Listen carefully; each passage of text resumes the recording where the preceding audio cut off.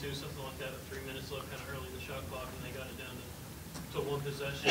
Is that where you felt like the game turned, or where did it? Well, a big play. I mean, and a lot of big plays, situations in the game. I thought we about a 2.5, 3 minute space where I didn't think we were really poised, executing getting the ball in bounds, where we knew what we wanted to do. Two different guys took it out that shouldn't have taken it out. You know, Grant got 3 tough calls today in verticality rules that were, again, obviously we know what he is. Bowden played 22 minutes, fouls, and we've talked a lot about our team about fouling and cutting back on fouls, and but I didn't think we handled the ball as well as I know we're capable of in the backcourt. We felt anytime we got into the half court we could get whatever we wanted, and defensively we were good for the most part, and this is a team that scores a lot of points, and the final score 95 points is deceptive because I don't think I've ever coached a game where 2 teams scored 42 points in 5 minutes in an overtime. But I really appreciate the effort. That group at the end, they haven't played together all year. They just went out and battled and kept trying to find a way to stay in the game. And but conference play, it's really impressed coming here to play basketball. I love Arkansas crowd. It's like our crowd back home. They love their basketball and they enjoy good basketball. And but we've got to, again, just we played well enough and hard enough, but we weren't poised enough for the regulation time. What do you think of Daryl Mega for the game? I think he scored 13 in overtime. What do you think of his play? Well, again, you know, one thing with Mike's teams, they're going to shoot the ball. You know, people ask me a lot about why don't they turn it over, because they shoot it. You know, they're going to raise up, and I think his guys feel like if they're open, they're going to shoot the ball, and they can get going with it. There's no doubt. But again, looking at it from my point of view, it was the baseline drives that we gave up in the second half. We gave up too many of those where we were getting the ball pinned to the corner, but just didn't get our rotation on the help side. And then we had a big one of his plays, a big breakdown the way our ball screen coverage. And guys like he and their team, they don't need a lot of space. You know, they get going, they get rhythm going. I mean, like most shooters do, if they start feeling it, they're tough to stop. I guess making in particular, what do you think of him in particular? Again, what I've thought, I think he's a guy that can get his shot off pretty much any time he wants to, and he's going to shoot it deep. Does a good job drawing fouls too. Knows how to, I think, knows how to get himself fouled. And if you back off of him, he's going to raise up and shoot it. You guys had kind of answered every time Arkansas got it down to 5 points, something like that. What was different in the final 3 minutes? Again, turning the ball over, turnovers. I mean, like I said, we felt we get in the half court, we could take them off the dribble, get them into ball screens, and hope they'd switch it and then or double it. And but we didn't give ourselves a chance a couple times to get down the court and see if we could score in the half court. Daniel Gafford seemed to be trial by fire in the first half. You guys were a little stronger, took the ball away.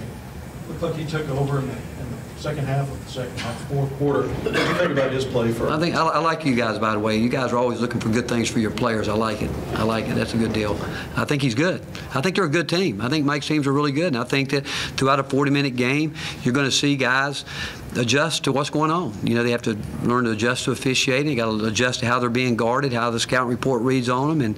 And again, I got to have really a lot of respect for Mike and his team and his players. And you know, I've coached against Mike a lot, and his teams play the way that he wants them to play. And again, I like his players. I think I like the freedom they play with. I like their confidence. And but again, I thought their players did what they do. I mean, I didn't think they did anything today against us that I haven't seen them do, watching them tape and watching them through the years.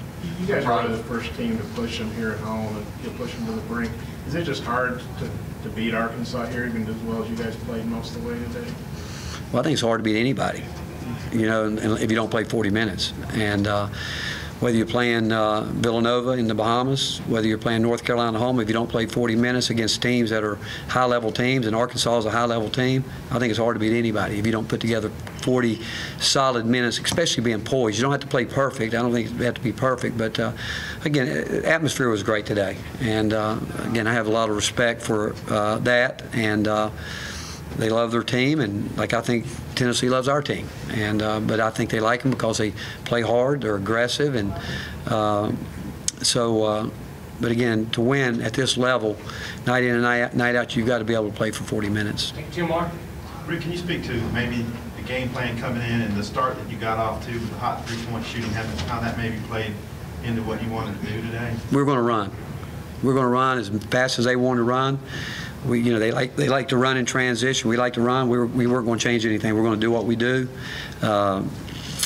We went about our preparation the way we would for North Carolina, Villanova. Nothing changed there.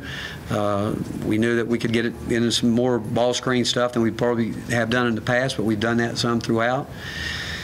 Felt like we could go off the dribble some. And offensively, defensively was the biggest thing, was try to take away their transition game, is what we wanted to do, not let them.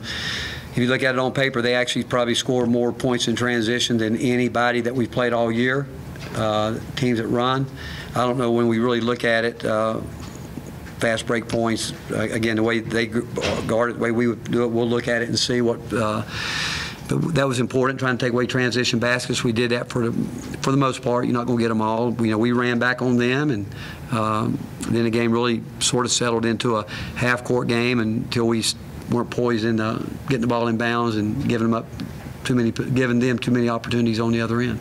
Pretty amazed by the 33-5 bench point disparity. What was it? You guys scored 33-5. Well, we played 10, 12 guys. They do too. I mean, but. You look. When if I'm looking at the stat sheet right now, a couple things would jump out at me. Jordan Bowden played 22 minutes in a 45-minute game. The guy that's the main guy there for us. Grant Williams, 34 minutes. He played a lot. But again, his foul situation, we had to work through that.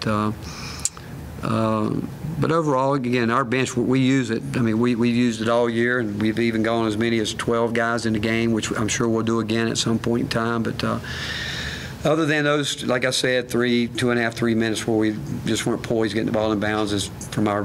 There'll be other things once I look at it, but overall, conference opener, both teams went at it pretty good, and I don't know when they play again, but we got a quick turnaround. We have to learn from it and get ready for another one. Thank you, Coach. Thank you, guys.